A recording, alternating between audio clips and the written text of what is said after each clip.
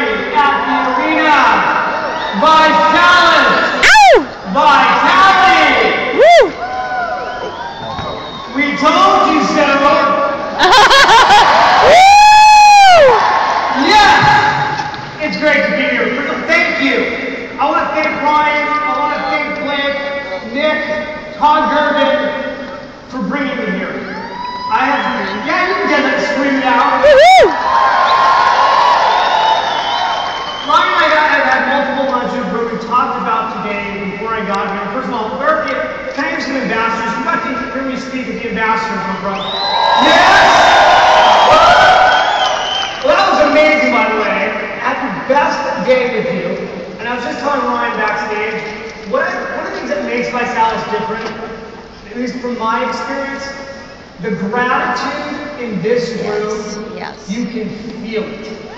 So, you can feel it. And I've been sitting in the audience, so I've actually been in the audience with you for 2 days. First I sat over here, then I sat over here. I've been drinking the shakes. Having my little drinks, taking my morning vitamins. And what I said to Ryan before I got here was this. I know that this is a rocket ship. And I know that you are succeeding, and I am seeing the miracles happen here. I just saw the checks that were delivered. That was millions of dollars worth of money. 13 million. But can I say something? Now we have to make sure that you keep it. Now we need to make sure that you keep it. So I've got 40 minutes, and what I'm going to do today is go through what I call how to become an automatic millionaire. Woo! Does that sound good? So, here's what I'm going to do. I wrote a book called The Automatic Millionaire. It came out in 2005. I launched this book on the Oprah Winfrey Show. It became the #1 book in the world that year.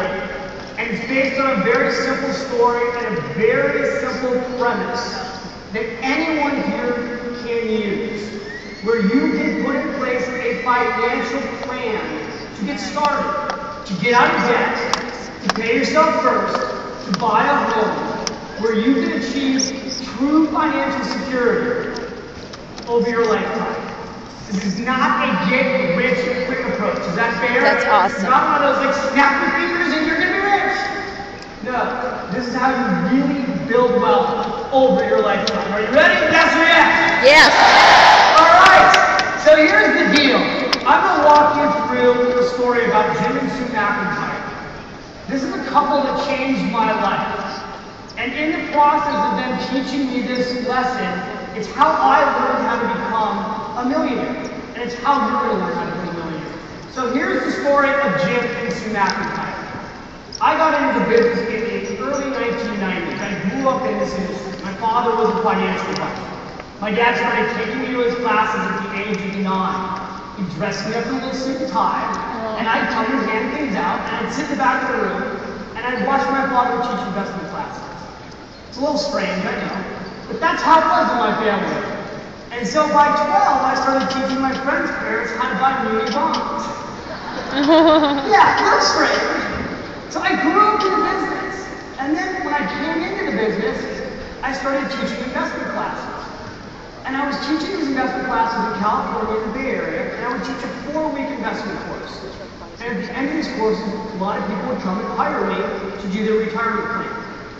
So in one of these classes, a couple comes up to me named Jim and Sue McIntyre.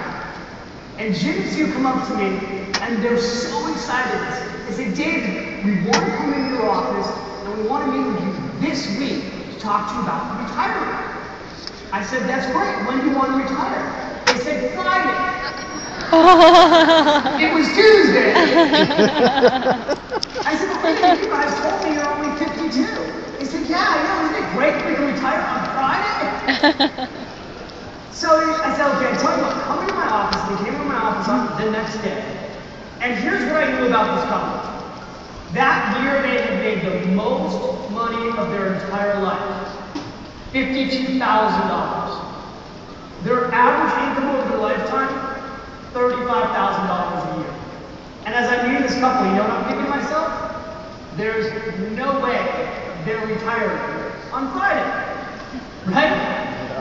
Unless, of course, they inherited some money. So they come to my office and they've got a brown paper bag with all their statements in it. And they start showing me what they've got. And they pull their statements out and check this out. Here's what I see. So again, the McIntyres have told me that their income was $35,000 a year. He's 52. He wants to retire on Friday. And the first thing he does is he takes out his statements and he shows me that he has 2 homes paid off, free and clear.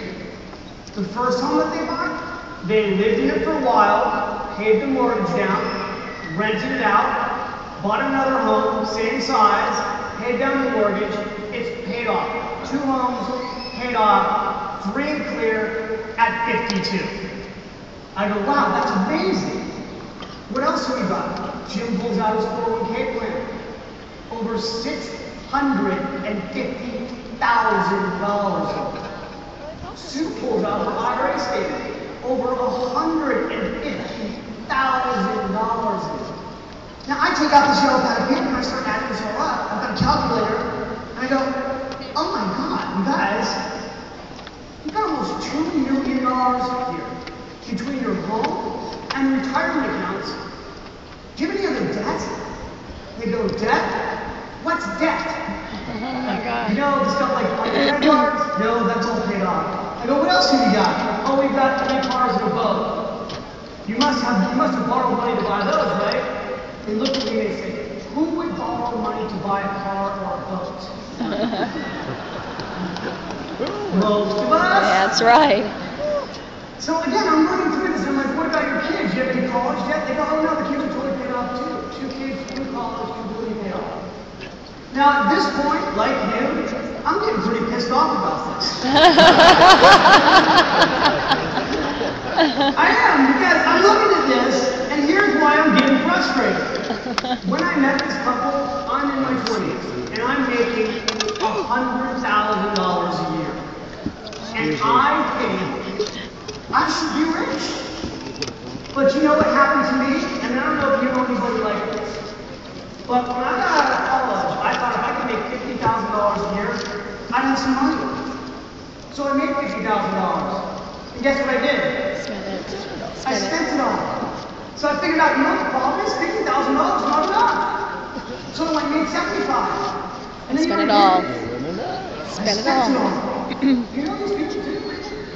So I figured it out. I'm like, you know what the deal is? You gotta make 6 figures.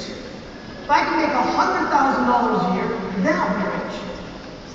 So I meet the McIntyres. I'm making $100,000 a year. I'm just telling you guys this story because it's true. I look rich at the time, but I'm not. I've got a leased Jaguar, brand new. It's gonna help me get the ladies. Beautiful apartment in San Francisco, but it's rented. And I meet the McIntyres, and they're millionaires. Sue says to me, "We're gonna retire on Friday." I'm like, I want this. I don't want to be the person that looks rich and isn't. I want to be like the McIntyres. And it's not the money, it's the freaking skip that they have. I'm so stressed because I'm trying to look something that I'm not, and they're skipping all the way to retirement on freaking Friday. So I did something that changed my life, and I got 30 minutes to try to get you to do it. Are you game? Absolutely. Here's what I did. I asked them, how in the world did you do this? And they told me. And I wrote it down on a pad of paper. And I went home that day. And I took out my journal. How many of you journal, by the way? Yeah, okay, awesome. I took out my journal and I wrote down, I am done being the old Dan Bach. I want to be the new Dan Bach. And the new David Bach saves money, pays down debt, builds assets, and has freedom. Yeah. That's what I want. That's what I wanted. And that's what I want for you. And I came home, I came back to the office the next day, and I put in place the same plan the McIntyres had. And by 35, made me a multi-millionaire. Yeah. Now here's the difference between me and you. You might even be able to do this faster.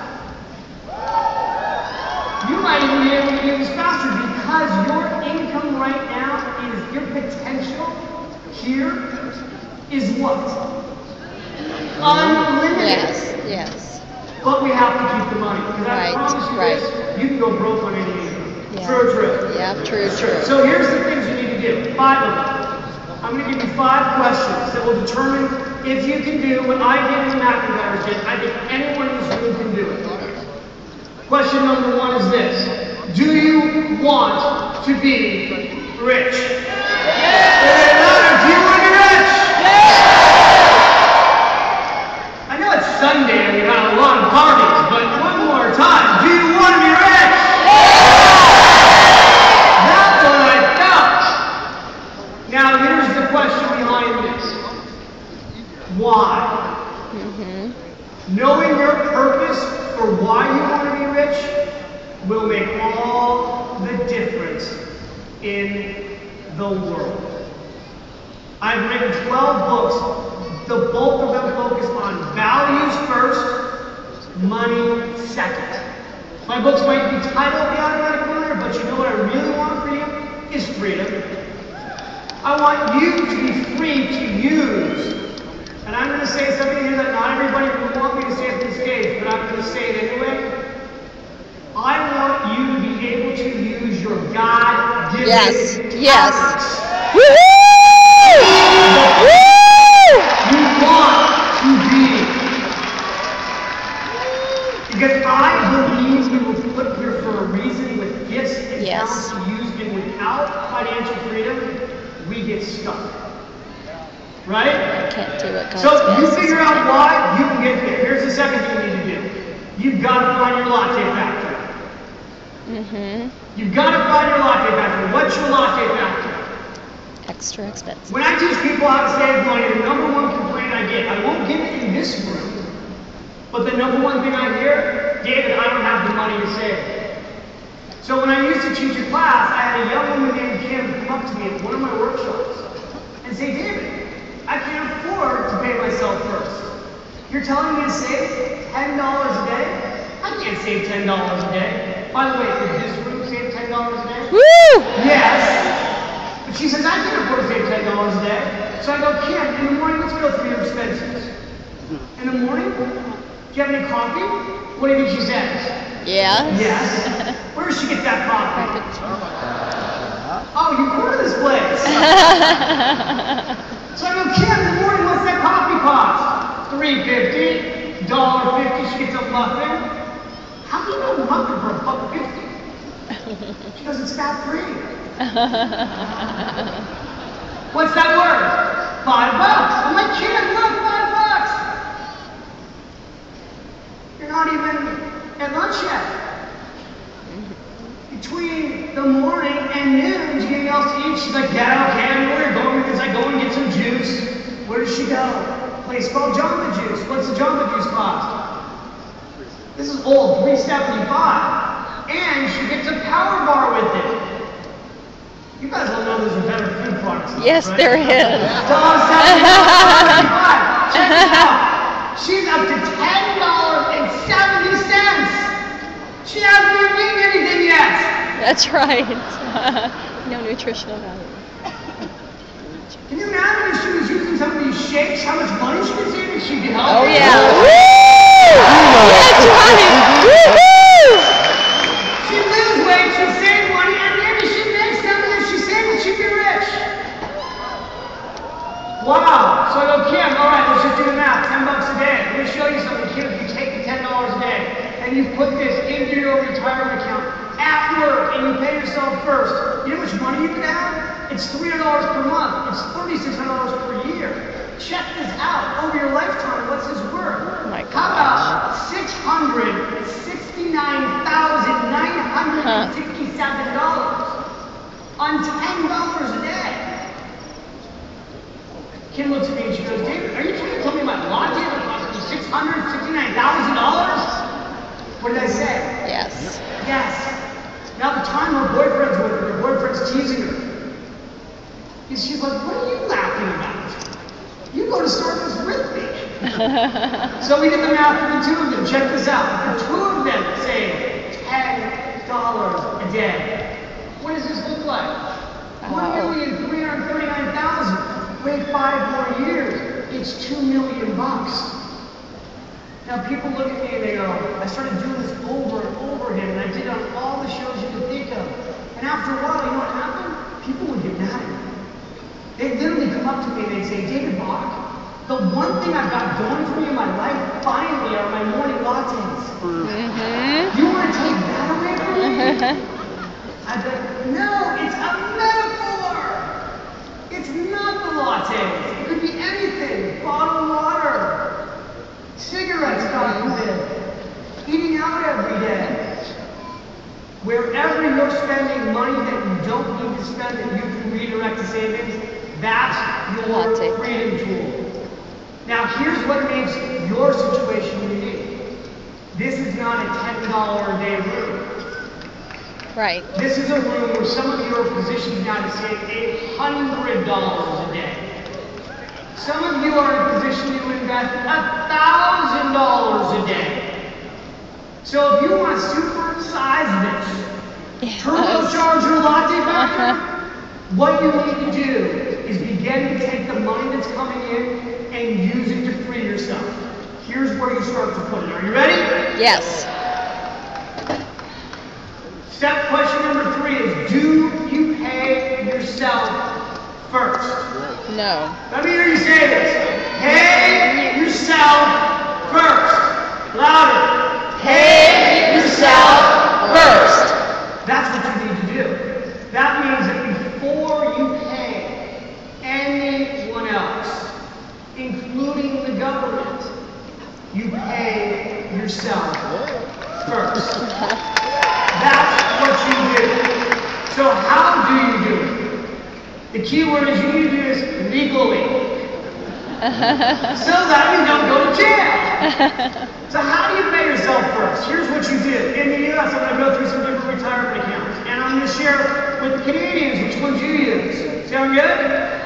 Alright, here's the main types of retirement accounts we've got. Oh wait, before I do that, let me go through the 6 ways that people try to get rich other than the approach of pay yourself first. 6 approaches to getting rich in this country. the number one Lottery. is to try and win it. Yeah. More money will go to lottery tickets and gambling this year than retirement accounts. Oh my gosh. That is insane. How many of you know somebody that's won the lottery? Did they give you any money? No. All right. So don't do that one. The second one is you can try and marry it. How's that working? Now maybe pretty good. All right. The third way you can try and get rich in this country. Inheritance. Someone has to die. Now the truth is there's a lot of money that's going to transfer from one generation to another in this country in the next 20 years. But here's the problem. If you go home for the holidays and you say, hey, Mom, Dad, how you feeling? Yeah. And they say good and you're bummed. That's sick. Right? And especially now that you're going to get your parents taking the Bach challenge. Yeah, they'll be around for They're long gonna time, live another 20 thankfully. years, Thankfully. so- Woo! Yeah! Woo! So that inheritance is a ways off now. All right, so what else have we got? Well, you can sue for it. That one's just negative. Don't do that. The fifth one is you can budget for it. Budgeting sucks. Why do people even say you should budget? It doesn't work. I talked about this with the ambassadors group. You want to know why budgeting doesn't work? Here's the deal. There are two types of people that are born. Those that are born to spend, right? Yes. And those that are born to save. Now guess what happens? Those two people always fall in love.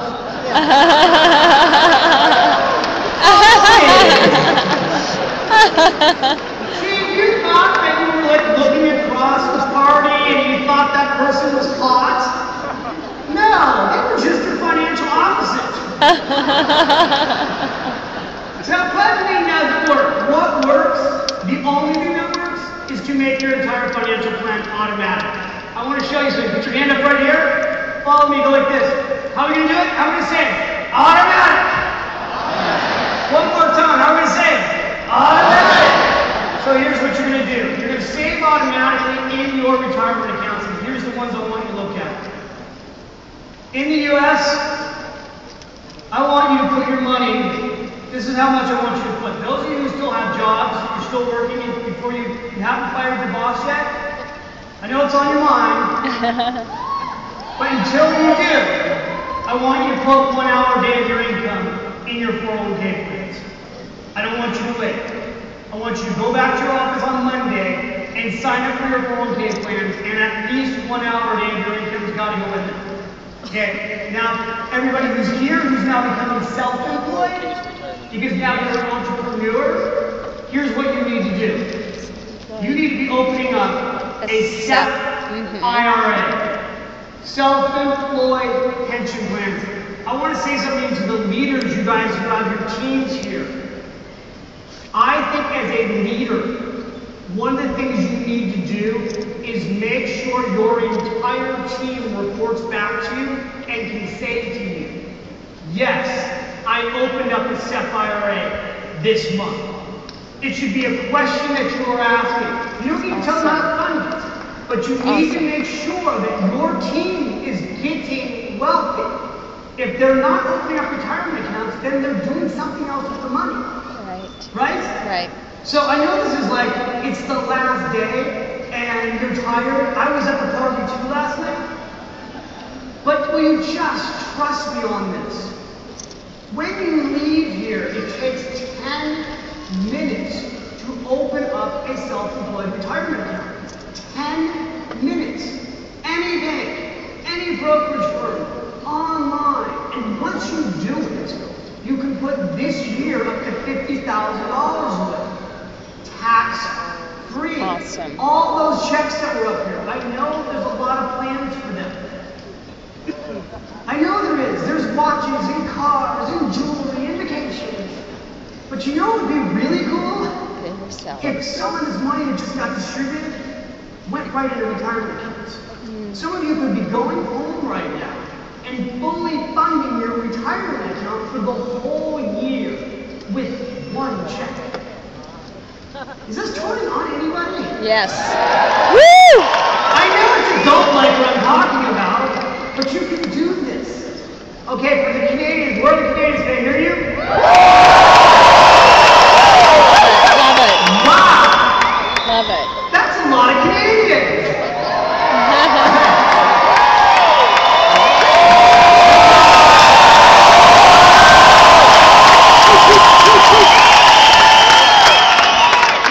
Well, first of all, every single one of my books has been Canadianized. I toured all of Canada, promoting this concept all across Canada with Scotia Bay. So some of you bake at Scotia Bay. I took it all across Canada. And here's the thing about Canadians on our RSP accounts. You guys don't fully fund them. But the beautiful thing is, you can put $22,970 in these accounts right now, and you can go all the way back to 1991, and if you haven't contributed, you can catch up.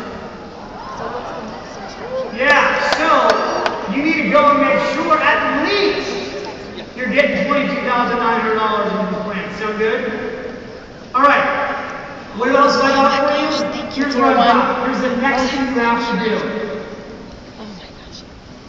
I've been asked this, I'm going to fast forward through these slides real quick. If you can take me to the housing slide. Go back to more. Next question I have for you, question number 4. Do you rent or do you own? So when you go back to the McIntyres and you look at what they did, the first thing that they did is they bought a home. And then they paid that home off. And then they bought a second home. And they paid that home off. And the first home, they rented it. And because it was paid off, they had cash flow from it.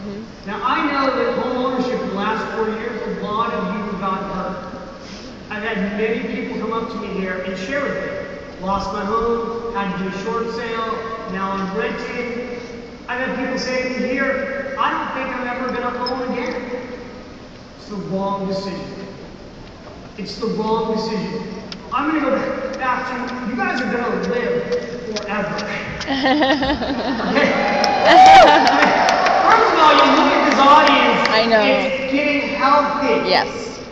You're going to live 30, 40, 50, 60, 70 more years. Do you really want to rent for the rest of your life? Rents are going to go up. Home ownership, the price of home ownership ultimately goes down. Here's what you should know. This is the truth in the U.S. Renters right now compared to homeowners are still wealthier than renters. The average renter in this country today is worth $172,000 compared to a renter who is worth less than $5,000. That's a pretty major statistic. 41 times wealthier. In our lifetime, it's 2012 right now. This is more for the U.S. than Canada. In our lifetime, we have never seen an opportunity to buy a house like there is today. Real estate today is at some of the lowest prices we have ever seen. Home prices today, in many cases, it's cheaper to buy a home than build a home. And we have historically low interest rates. Probably the lowest rates we will ever see in our lifetime. It's almost free money. You're looking at rates 2.5% to 3% on mortgage. Here's what you do. For all of you who are in this room, who are renting right now, your second financial goal after you pay yourself first and pay the debt down, what you want to do is buy a house. And I will tell you this, buy less than you really want. Buy less than you really want. And people go, wait a minute, I'm here to make my dreams come true. Awesome. First buy a home that costs a little bit less than what you think you can afford and pay it down. This room, I was talking to Ryan about this backstage. Those of you who are in this room who are making this a real business for yourself, you guys are in a position to buy homes and pay them off in less than 7 years. Can you imagine? Woo! 5, 6, 7 years from now, you turn around and you're like, I did it. I have no debt. I'm like the McIntyres. You can do this. So that takes me to my 5th question. And my 5th question is, do you give back? Do you give back? We fast forward to work. Do you give back? So when I went to write the Automatic Millionaire book, I decided to go out and I was managing money for high net worth individuals at Morgan Stanley. And I went out and started doing research to try to determine what's the #1 link among people who are worth over $10 million in this country. And there's 50,000 of those people. What's the #1 thing these people have done? And you know what I found? The #1 thing? The #1 thing is they gave back before they were rich. They gave back before they were wealthy. Yeah. Now, I don't know why this works, but what we've seen time and time again is that when people give money back, more money comes to them. Now, how do you give money back? Put your hand up like this. How do you do it? Automatic. Now, the automatic millionaire goes through in an hour. How do you automate everything? These are the things that should be automated in your life. Paying yourself first, paying down your debt, saving for an emergency, and paying your home off. I'm going to give you one quick tip on that home. How many of you right now own a home? Wow! Over half the room. All right, I want to teach you one simple thing on how to pay that home off early. Take the payment and switch it to a bi-weekly mortgage payment. If you're making one payment a month and you automate your payment to put half away every 2 weeks, at a minimum, you'll pay a 30-year mortgage off 7 years early. The average person in this room that does that, you will save over $100,000 with that one tip. Pretty big, right? Woo! So, has this helped, by the way? Woohoo! Yes! Alright, so can I end up telling you guys a story? Here's my story. Earlier I told you how I started going to investment classes at age 9. What I didn't tell you is that how I first started investing was by my grandmother at the age of 7. My grandmother Rose Bach at the age of 7 was my money mentor. And my grandmother was an amazing woman because at the age of 30, she made a decision, I shared with some of the ambassadors, that she wanted to be rich. And the reason that was a big decision is that my grandmother was poor. She was living paycheck to paycheck. And they were struggling. But she decided on her 30th birthday, you know those birthdays with the zeros on the end? She hit that birthday with the 0 on the end and she said, you know what, I don't want to be poor anymore. I don't want to live paycheck to paycheck. I don't want to be a renter. And like the McIntyres, she went out and learned how to be rich. And she helped me buy my first stock at 7. I'm embarrassed to tell this room what it was, but if you've read my book, you know the story. My first stock was in a restaurant called McDonald's. Oh my gosh. I know, I admit to it, I wouldn't go there now. But she taught me how to invest, and she became my money mentor. And she was one of the most important people in my entire life. And at the age of 86, my grandmother had a stroke. And I was writing my first book, Smart Women Finish Rich. And I went to the hospital, and I knew that she was on her deathbed. And when your grandmother who's dying is on her deathbed, you really want to be there for the moment. Yes. And I wanted to know, was there anything left for her to teach me? And I had the manuscript. The Smart Women Finish Rich. She knew it was coming out, and I had dedicated the book to her. And I said, Grandma, do you have any last lessons for me? And she said, David, I've spent my whole life teaching you. You're ready. I said, well, let me ask you this question. Do you have any regrets? And she looked at me and she said, no, I don't have any regrets. I've lived an amazing full life. I said, that's awesome. The next morning I came to the hospital to see her again. I said, Grandma, how'd you sleep? She was terrible. I was up all night thinking about my regrets. You really got to think about that. And I'm like, oh my God, Grandma, I'm so sorry. She goes, no, but I really started thinking about it. And she's like, I do have one last lesson for you. And it's a lesson that I think can change your life, and it's a lesson that can change other people's lives. She said, here's my lesson. This is what I learned when I sit in my hospital bed right now and I think about my regrets. She's like, I had about a handful of them. She started going through them with me. She came them all up. And she goes, but the 5 regrets I have, that's not what's important. She said, what's important is this, how I got these regrets. So she said, here's the deal. Your life is going to come down, David, to a handful of decisions where you are going to come to a fork in the road. And she said, when you get to the fork in the road, here's what's going to happen. You're going to have a choice. You can go left, and the road will have all this opportunity potentially out there. And there'll be a voice inside of you, what I call your little boy, saying, yeah, David, let's go do that.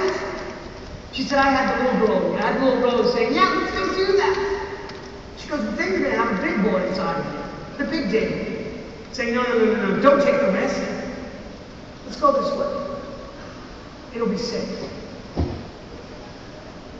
She said, every time I got to the fork in the road, she said, I didn't listen to my little girl. Mm-hmm.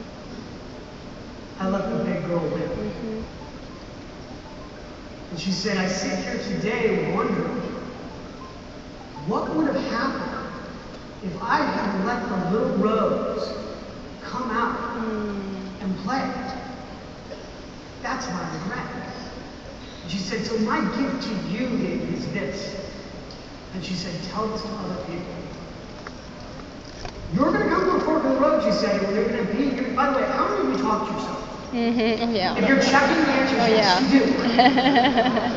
She said, when you get to the fork in the road, she's like, you gotta let your little boy come out and play. Don't listen to your big boy.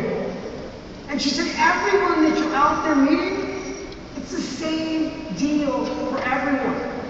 Only it's not just our voices inside our heads. A lot of times those big people are our bosses, our mothers-in-law, right? Our partners, our friends who are afraid of what we want to do. She said, the key is to remember this. Don't let anyone steal your dream. Don't let the big boy or the big girl steal your dream. Woo! Yes. Because people don't know what you can do. Only you know. And you don't know yet. Mm-hmm. So she said you have an obligation in your life to listen to the little boy inside of you and let him out. And can I tell you something? Mm-hmm. That has made all the difference in my life. And what I want for you is to let your little boy and little girl out. Does that sound good?